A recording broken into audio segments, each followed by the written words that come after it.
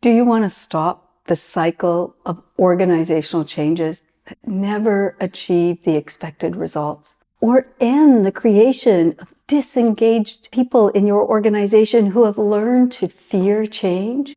Then you need to focus on creating healthy organizational change. If you're like many of my clients, you want a higher return on your change investment and to use change for growth.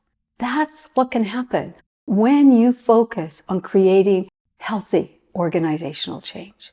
To get the value from the changes you initiate and have change work for you, you must make the desire to improve the health of your organization the focus of every change initiative. Improving organizational health includes the health of your bottom line, the quality of your products or services, the engagement and the commitment of the people that work with you. A McKinsey survey found that at least 50% of an organization's long-term success was driven by its health.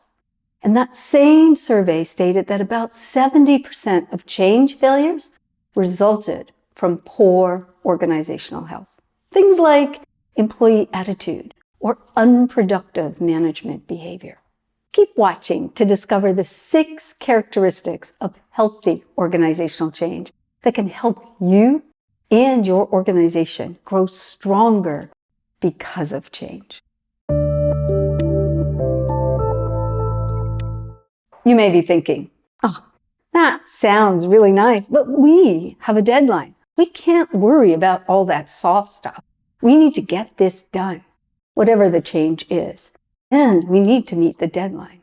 Unfortunately, too many leaders and organizations equate change success with just getting something done.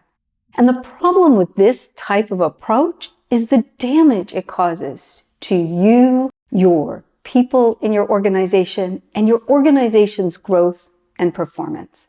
The people in the organization learn to fear change. Over time, they become less and less willing to engage with the changes that you need to make to stay competitive and relevant in the market, which leads to the erroneous belief that people are resistant to change, causing you to push harder to overcome that resistance, creating exactly the right conditions for toxic change that makes things worse instead of better. But healthy organizational change breaks the cycle. When you focus on enabling healthy change, your goal is to build the readiness, using a readiness mindset, ensuring people come through the process stronger, better equipped, and more capable to handle subsequent and other changes. Because you know that whatever happens with the current change initiatives in your organization will affect all of the future initiatives. I've identified 6 characteristics of healthy organizational change. Characteristic number 1, the specific reason for the change needs to be real, understood, and meaningful to the people who will do the heavy lifting. Change for the sake of change hurts your organization. And worse is faux change. Faux change is change for the sake of the changer. Healthy organizational change ensures the need for the change has been thoroughly and holistically assessed. The need and the outcome are also documented, concrete, meaningful, and understood by the people who will do that heavy lifting. The second characteristic, adoption has been achieved.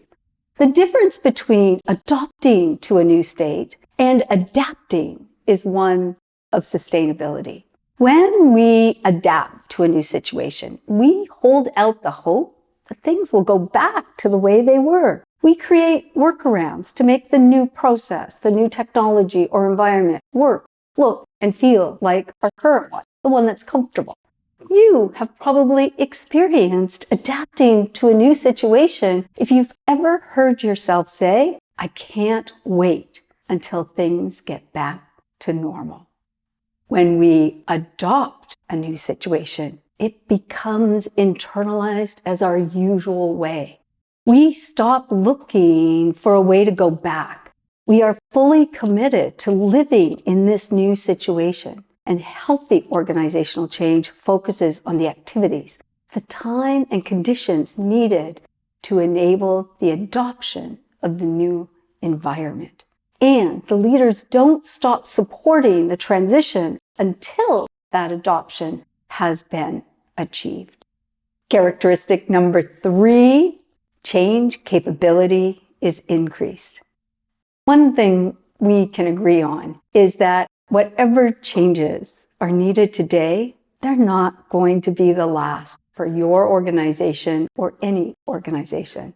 Therefore, it's essential that every change you undertake in your organization increases both your organization and the people within your organization's capability to succeed with subsequent or the next change. There's no value in implementing changes that are going to make your organization sick down the road. That sounds obvious. The sad news is, I still hear leaders talk about successful change as getting it implemented, regardless of the cost. In some instances, even bragging about the trail of debris left behind. A kind of you're either with us or against us mentality.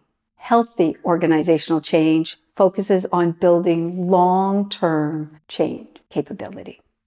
Characteristic number 4, people demonstrate a high level of readiness toward the new activities and the behaviors required to achieve the outcome.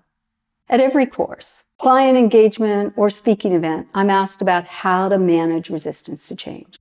My short answer is always stop managing resistance to change. It doesn't work. Instead, adopt a readiness mindset and build readiness. It's readiness that drives change and not the absence of resistance.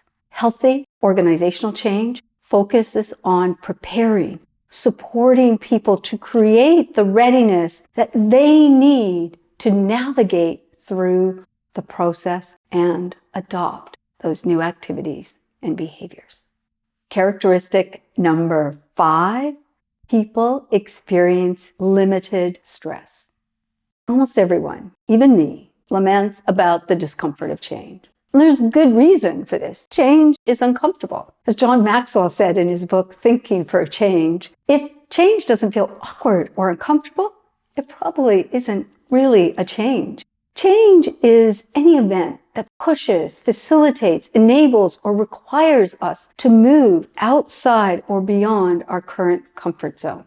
And therefore, every change creates a tension between our comfort and familiarity with the current state and our discomfort and fear of the unknown that is there within that new state. And it is in this tension that we create the stress that is necessary for movement.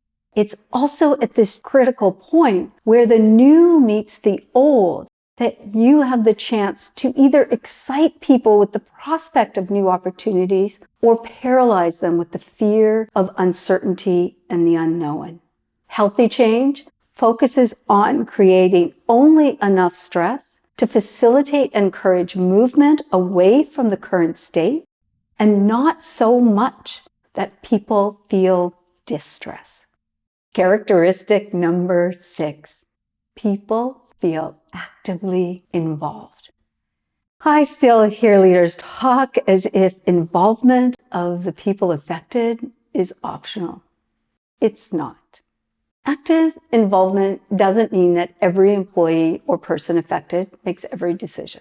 It does mean that there is a structure to enable involvement and an active role for them as they navigate the white space. Like the way your daily operation has a structure so that each person in your organization has an active role in helping you deliver your service or product. I've talked previously about the importance and necessity of active involvement. I'll post the video in the show notes below. Okay, those are 6 characteristics of healthy organizational change. Where are you and your organization when it comes to healthy organizational change? Let me know in the comments below.